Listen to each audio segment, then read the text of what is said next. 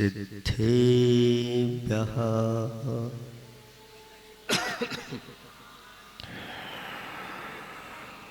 ॐ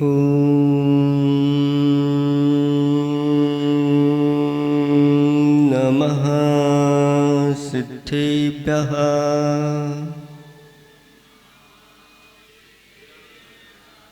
ॐ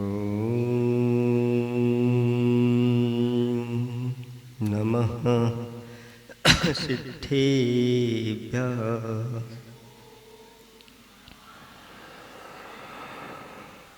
निर्मल जल सामन है जिनका चंदन से है दिव्य बचन अक्षत सम अक्षत है श्रद्धा सुमनों सा सुंदर है तन नैवेद्य चरित्र जान है दीपक बसु विधि करते धूप दहन ध्यान सुफल है अर्घ समाधि मुनिवर तुमको नित्य नमन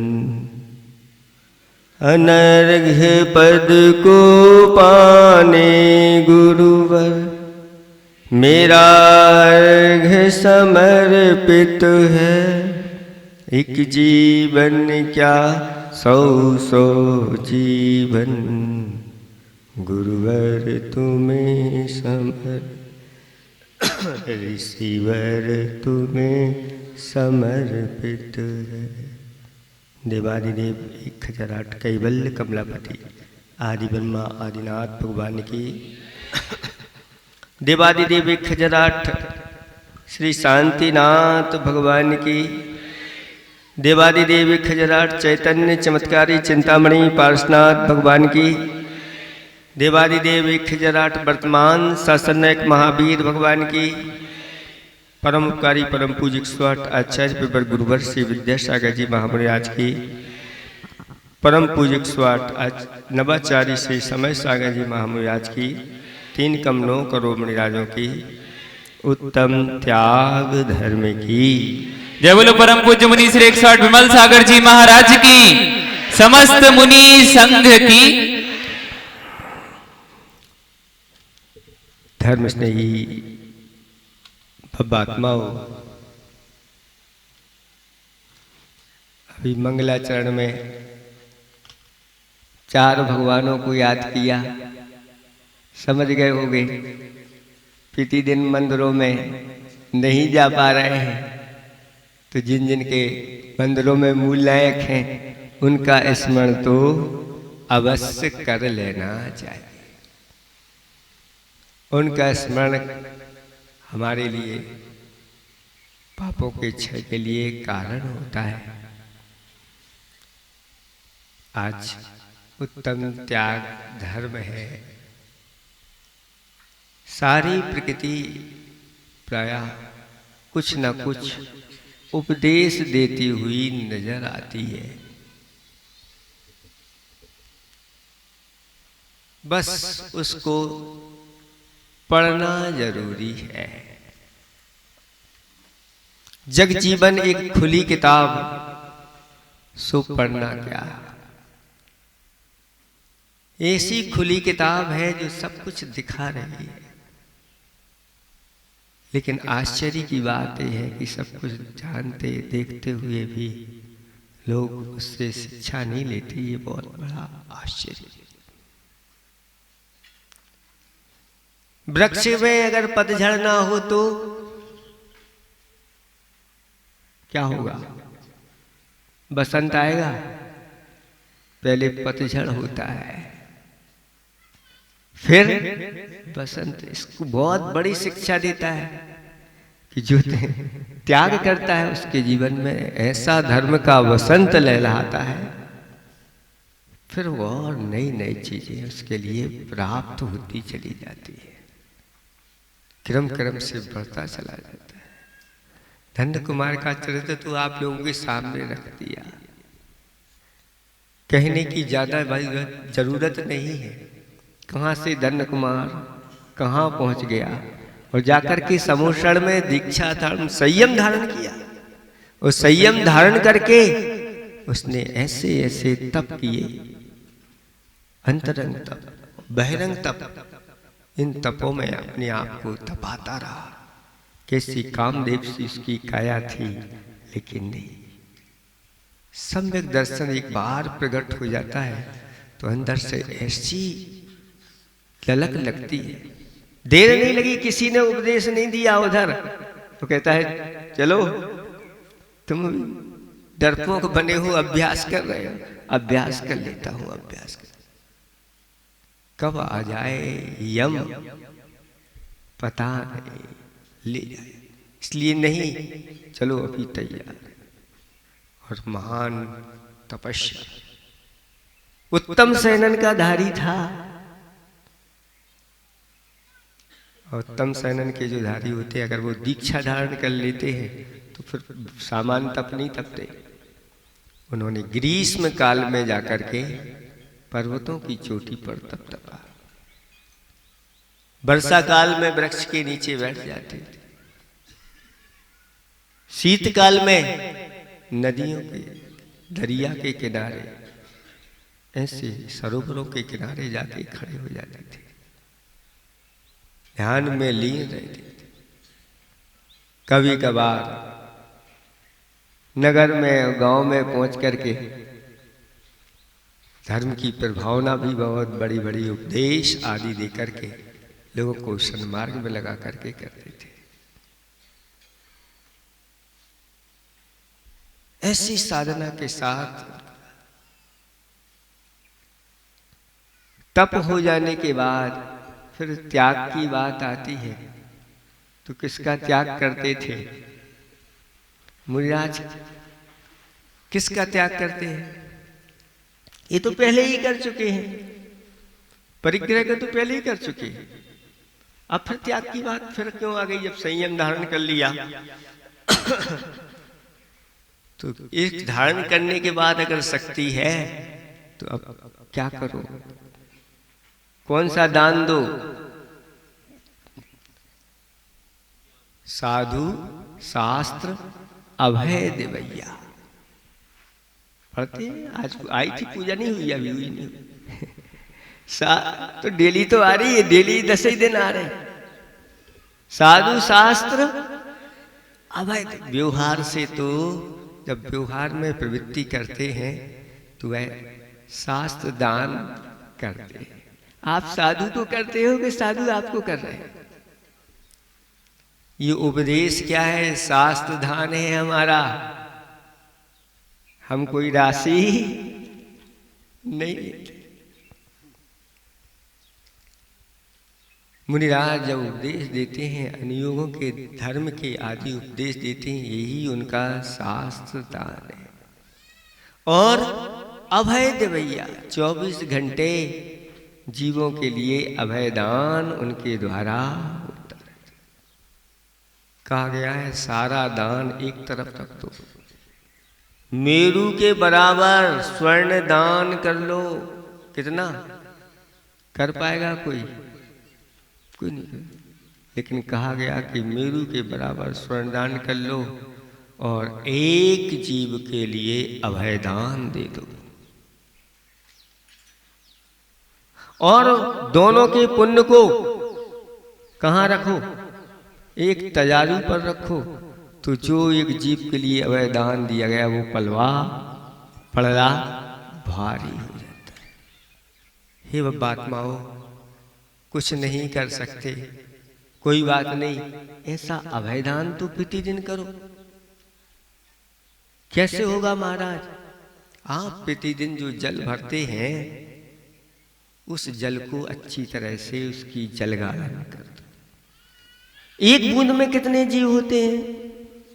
36,450। ये तो पकड़ में आ गए उसके।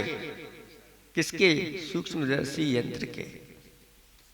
जो पकड़ में नहीं आए वे कितने हैं? केवल ज्ञानी। एक अंजलि पानी में इतने जीव होते हैं कि अगर वह कबूतर की बराबर रूप बना ले तो पूरे के पूरे जम्बूद्वीप में नहीं। आजकल विज्ञान ने भी ऐसा कर दिया कि जो जीव उसमें थे उनको 1,00,000 गुना बड़ा किया, तो ऐसे बड़े बड़े चलते हुए नजर आते। एक बूंद में 36,450 की रक्षा, तो एक अंजलि में कितनी बूंदें, एक गिलास में कितनी बूंदें, एक जग में कितनी बूंदें, और एक गुंड, एक गुंड में कितनी बूंदें, और फिर एक टंकी में कितनी बूंदें।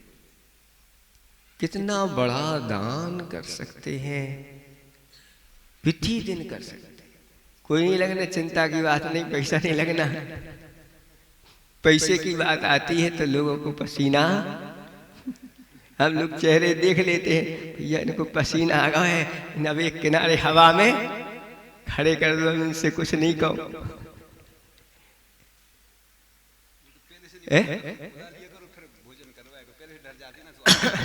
ये तो परीक्षा करते हैं, हम चिंता नहीं करना। आज बिल्कुल भी नहीं आए तो हमें क्या चिंता।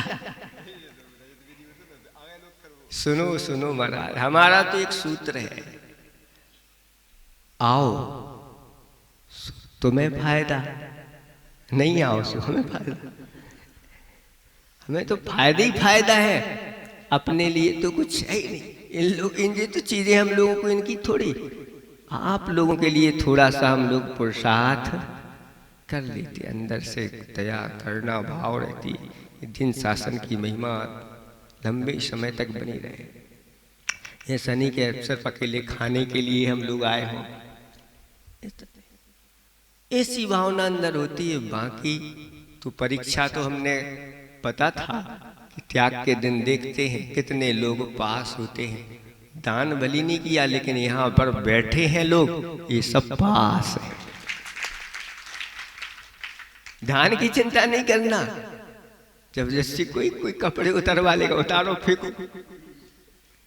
एक क्या हुआ कि एक भिखारी घूम रहा था, फटे हाल था, कटोरा भी ऐसी गंदा लिया हुआ था। एक सेठ जी ने उसको देखा, उसको दया आ गई और कहा चल ऐसे कैसे घूम रहा है, तुझे नए कपड़े दिए जाएंगे और एक अच्छा नया कटोरा दिया जाएगा। ये कटोरा फेंक दे, ये कपड़े फेंक दे, तुझे नए दिए जाएंगे। वो कहता है पहले दो।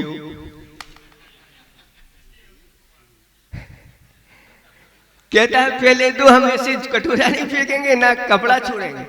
सेठ जी ने कहा कि उतारता है कि नहीं, और उसने कुर्रू लगा लिया। समझो इस प्रकृति की महिमा, समझो दुर्लभ लोग हैं जो इसको समझ सकते हैं। सम्यक दृष्टि भागता नहीं, वह तो ऐसे कार्यों में बैठे बैठे आनंद लेता है।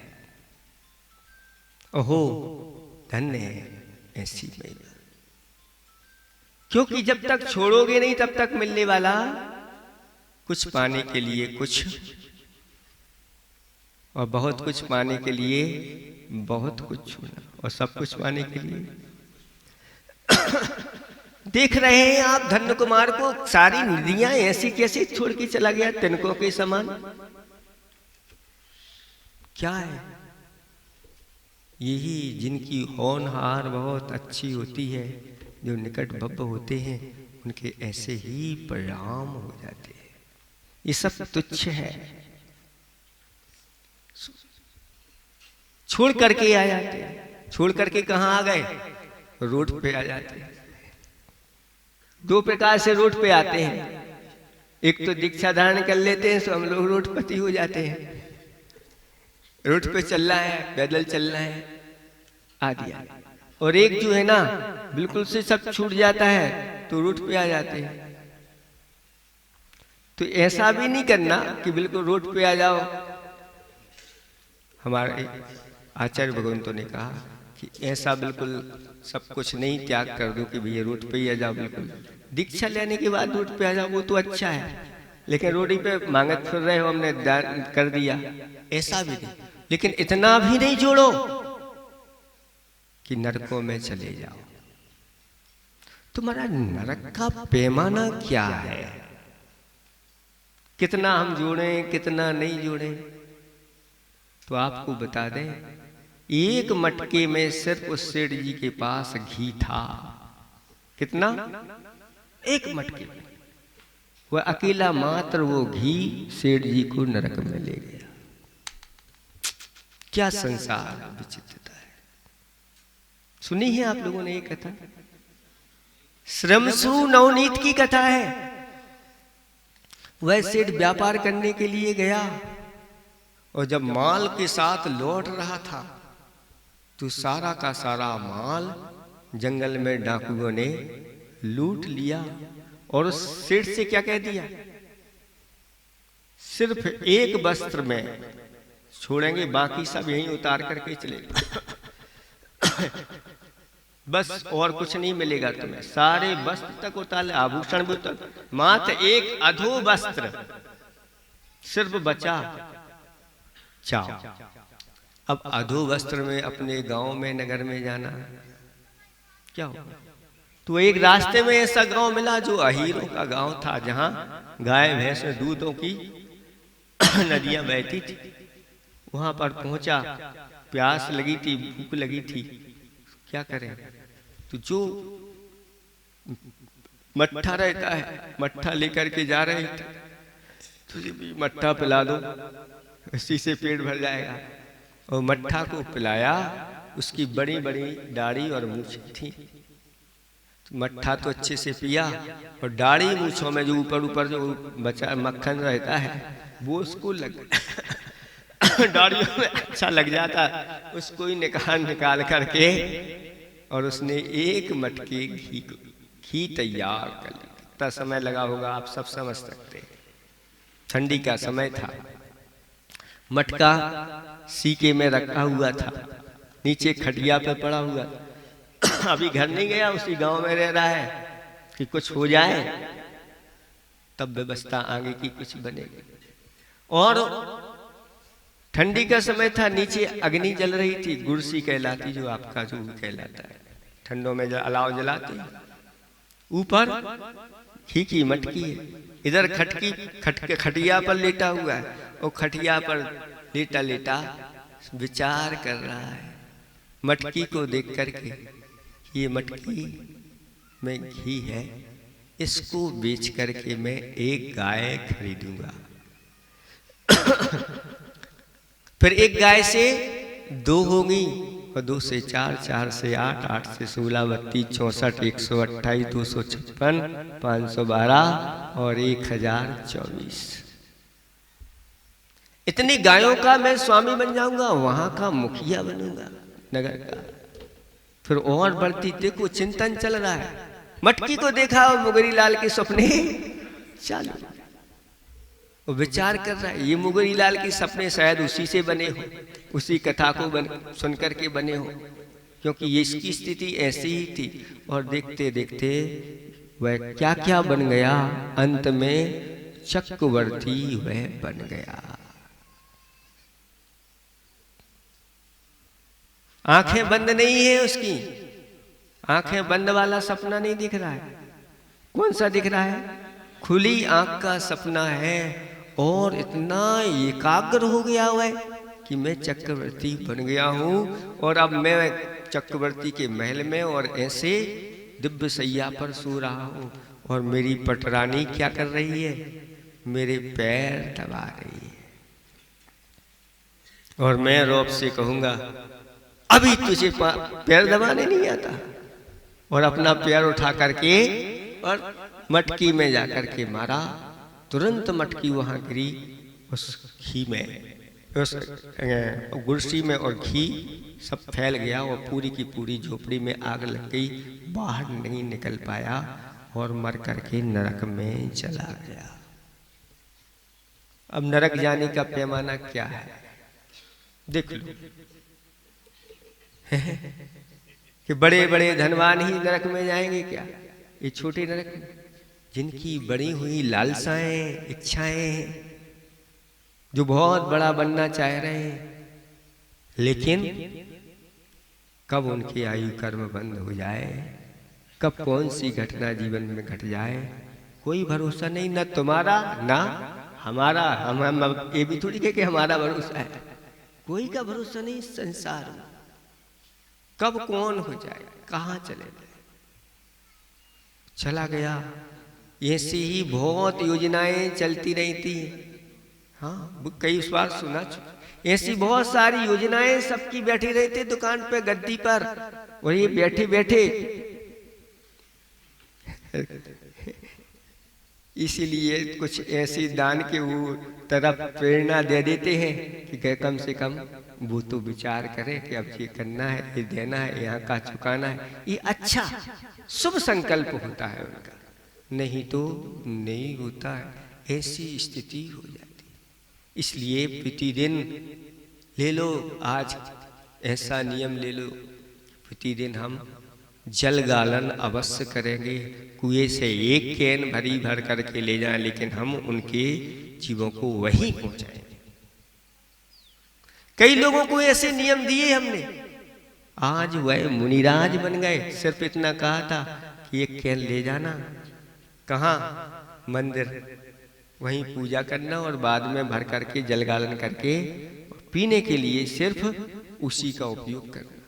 उनकी विशुद्धि ऐसी बड़ी, प्रतिमाधारी भय, प्रतिमाधारी के बाद आज मुनि दीक्षा लेकर के, और कई लोग हैं जिनके लिए एक इतना ही नियम दिया, आगे जाकर के विल्टी बन गए। बहुत सारे विचार करो, ऐसे भी हम दान कर सकते हैं, ऐसे भी ये दान होते हैं। अभय दान कहलाता है। कितने जीवों को, एक जीव का इतना बड़ा, तो फिर कितने जीवों को प्रतिदिन अभय दान। आज श्रावक की 13 प्रकार की 53 क्रियाओं में एक जल गालन रखा, ये मूल गुण है। इस मूल को सुरक्षित रखो और अच्छी तरह से इन सब चीजों को करते चले जाओ। तो मुनिराज वह जा करके गांव में, नगर में धन्य कुमार मुनिराज, और ऐसे ही दान करते थे, अभय दान किस करते थे जीवों के लिए, और शास्त्र दान आप लोगों के लिए करते थे। और अंतरंग में भी निश्चय से राग देश आदि का त्याग करके अपने शुद्धोपयोग में लीन रहते थे। ऐसी उनकी निरंतर त्याग के साथ साधना चल रही है। अभी कथा पूरी नहीं है, अंत के दिन उनकी कथा एक पूरी होगी। अभी तो ये बता रहे हैं कि प्रकृति देखो कितना बड़ा उपदेश दे रही है। भूमि में जब हल चलाते हैं, हल चलाने के बाद पहले क्या करना पड़ता है? त्याग करना पड़ता है। किसका? बीज का त्याग करो। मट्टी में मिला रहे हो बीज, हाँ मट्टी में तो मिला रहे हो, लेकिन एक बीज है ना, कई गुना हो करके। ऐसा जब तक अंदर से विश्वास नहीं होगा, तब तक आपका दान के प्रति उल्लास और आनंद नहीं आएगा। ऐसा कहा गया है कि जब भी दान देते हैं तो हर्ष, पूरा पूरा शरीर हर्षित होना चाहिए, आंखों में से हंस के आंसू आ जाए और आनंदित होते रहो। जब तक दिया है दान, अहोभाग अपना सौभाग्य कई गुना। किसी ने कहा है, अगर कहने से आप लोग दान दे रहे हो, ये आपको इसका फल कितना मिलता है? तो कहते हैं 100 गुना फल मिलता है। हमने कहा भैया ऐसा ऐसा कर दो, दान कर दो, 100 गुना मिलेगा। और हमने नहीं कह पाए और आप आ गए, महाराज जी हमें करने हैं, तो कहा 1,00,000 गुना फल मिलेगा। उपदेश तो हमने दे दिया, एक बात अलग हो गई। और आप बिना ही कहे हम अपनी तरफ से आए महाराज। जब ऐसे लोग आते हैं तो कहने, और फिर कहा कि गुप्त कम कोटि पुण्य है। अगर गुप्त दान दे दिया, सीधे रख गए। आपको बताएं, एक जगह हम कहाँ थे, भाग्योदय में थे।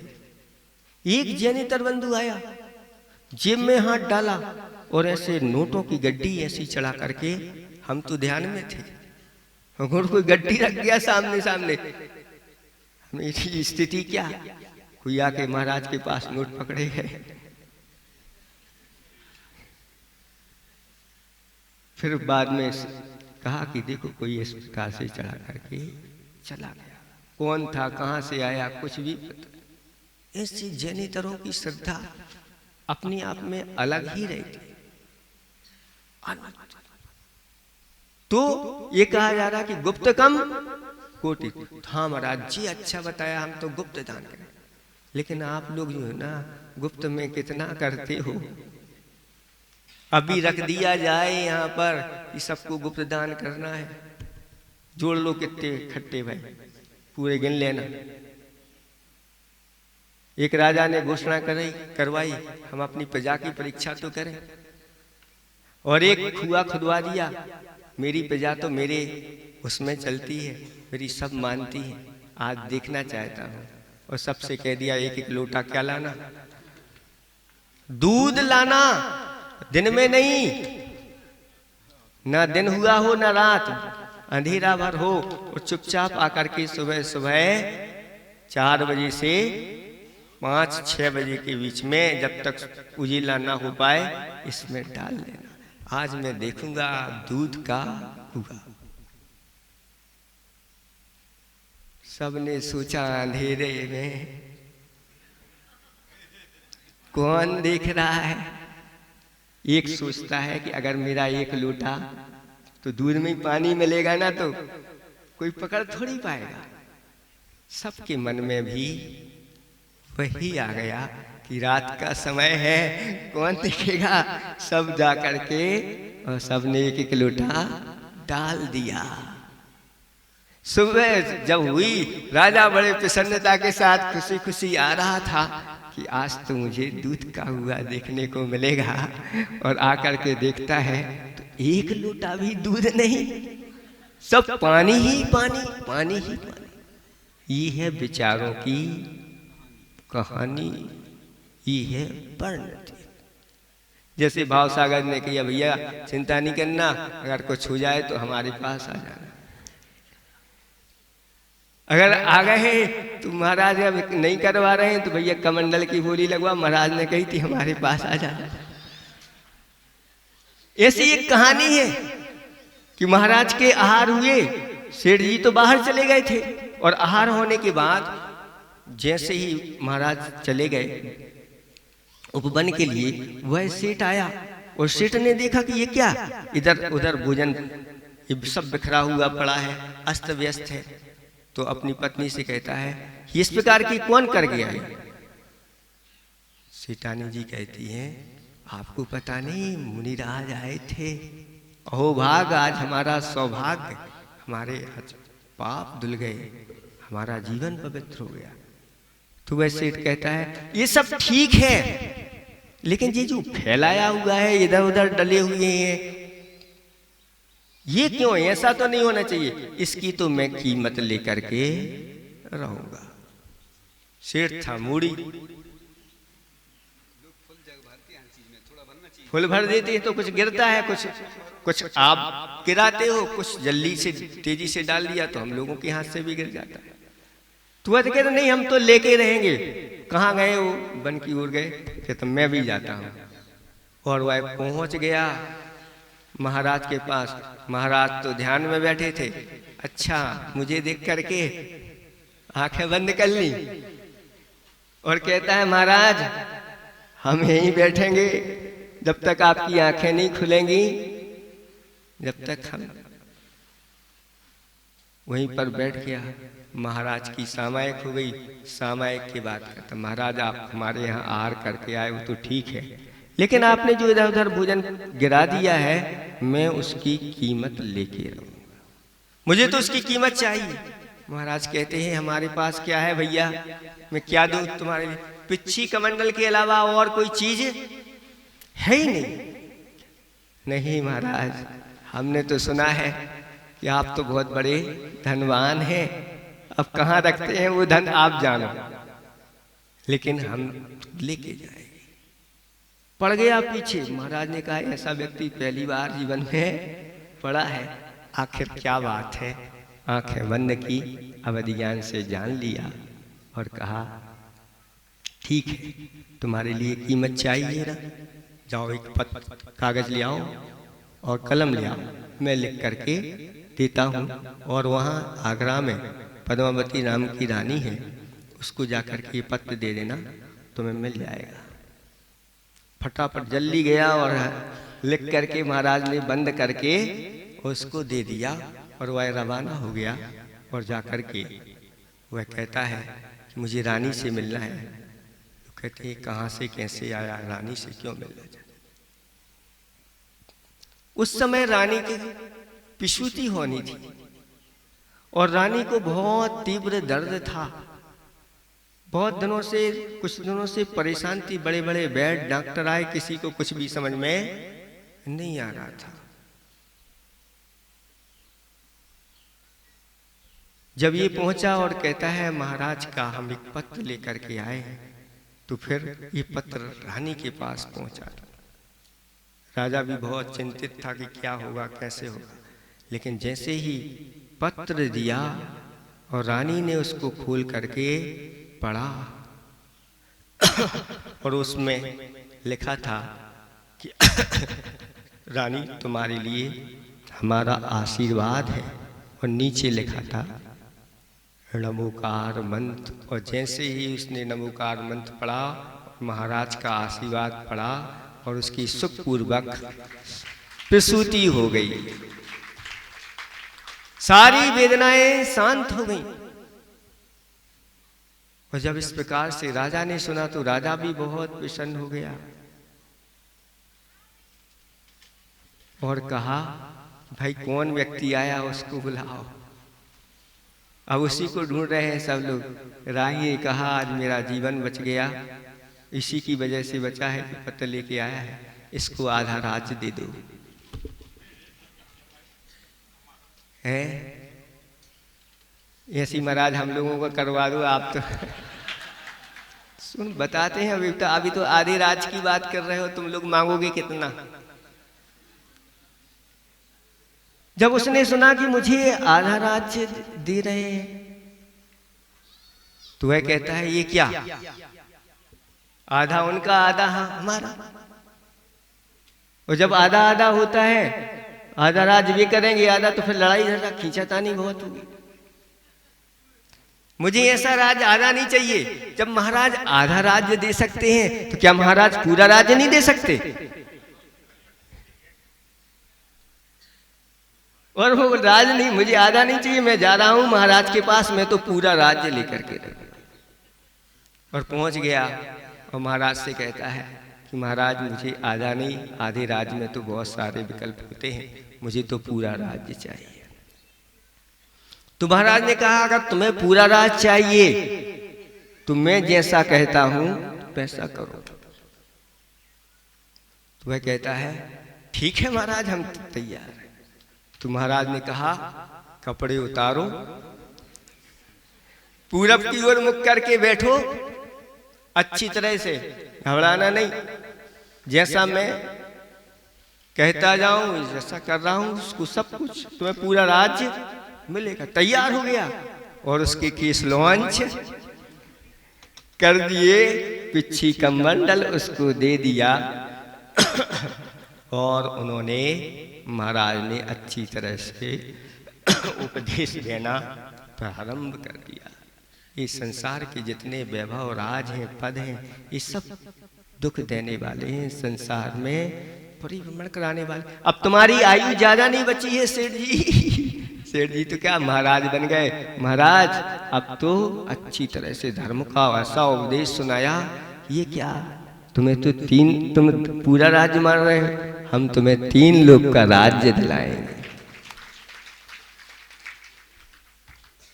3 लोक का राज्य दिलाएंगे। और मुनिराज को वास्तव में वे वास्तविक मुनिराज बन गए सेठ जी, और अच्छी साधना करके और उन्होंने सब साम्राज्य को प्राप्त कर लिया। तो महाराज के पास भी ऐसी चीज है जो आपकी सोच वहां तक नहीं जा सकती। पहले ऐसे अवधि ज्ञानी होते थे, सब आपकी पीछे की थोड़ी सी कहानी सुना दें तो सब छोड़ करके महाराज हम तो आपके साथ चल रहे हैं।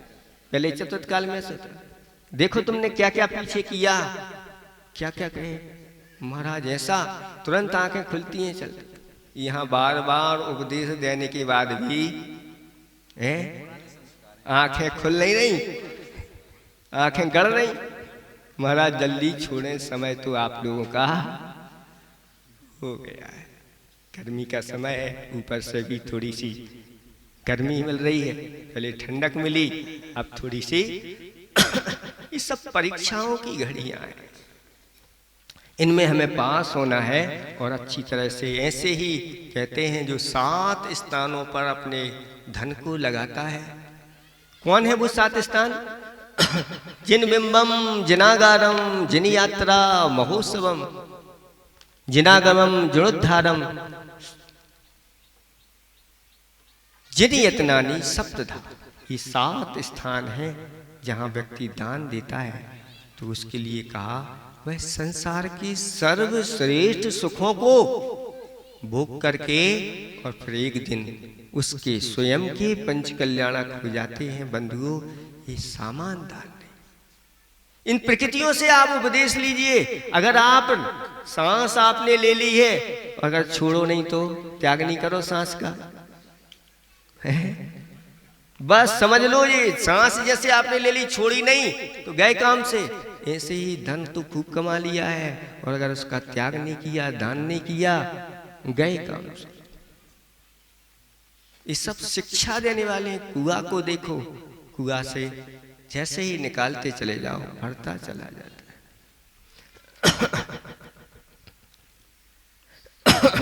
और भी बहुत सारे दान हैं, अनेक प्रकार के आपने सुना दिए हैं। हाँ,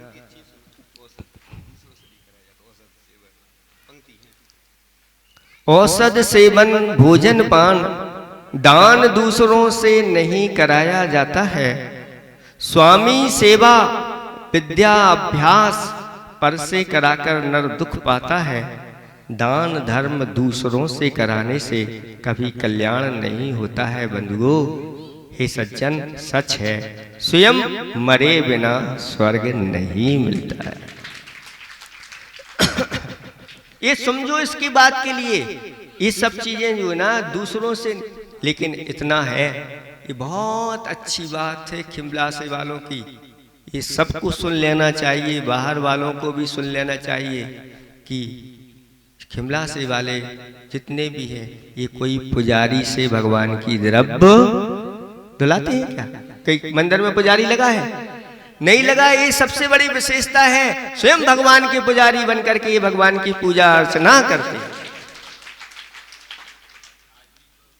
3 लोग के नाथ के लिए सब अपने हाथ से करते हैं। यहां तक कि देखो 10 पर्यूषण पर्व में भी इनका आना था, एक सुन रहे थे, लेकिन आए थे वो चले गए। इन लोगों का सौभाग्य, सारा पुण्य जो सुबह से आकर के चलगालन करते हैं और द्रव्य धोते हैं, महापुण्य का संचय कर रहे हैं। जब उदय में आएगा कहना ही क्या। जो भी सहयोग कर रहे हैं सुबह से लेकर के शाम तक, लोग तो इधर उधर की बातें करके चले जाते हैं और दुकान सुना जाते हैं, दुकान पर बैठते हैं। इनको समझो, ये बहुत ही अंदर से धर्म के प्रति समर्पित व्यक्ति कहलाते हैं। ये आप लोगों के नगर के सब हीरे हैं।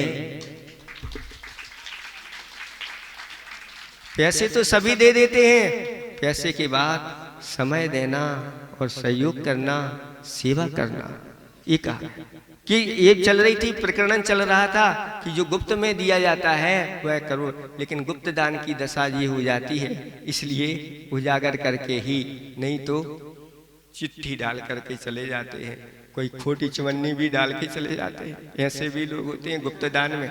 चे अच्छा हो गया, पहले खुलती थी गुप्त दान की पेटियां, खुलती थी, पंजू दस्सू इकट्ठी, ये स्थिति होती थी।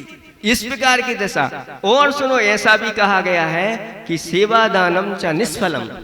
अगर आपने दान दिया है उसके बदले में आप सेवा चाहते हैं, प्रशंसा चाहते हैं, नाम चाहते हैं तो कहते हैं वह निष्फल हो जाता है, इसलिए कोई चाय मत रखो, बदले में मुझे ये मिले।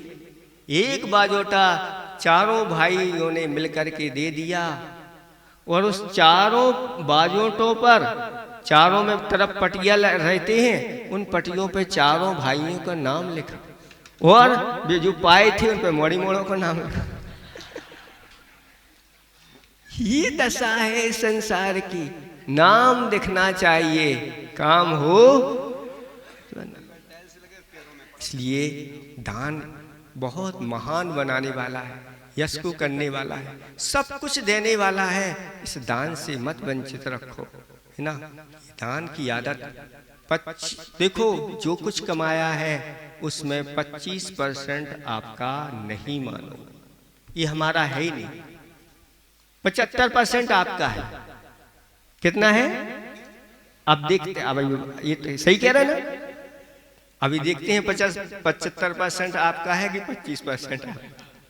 सुनो, जो 75% आपने बचा लिया, मान लो 25% दान दे दिया, तो 75% आपका है।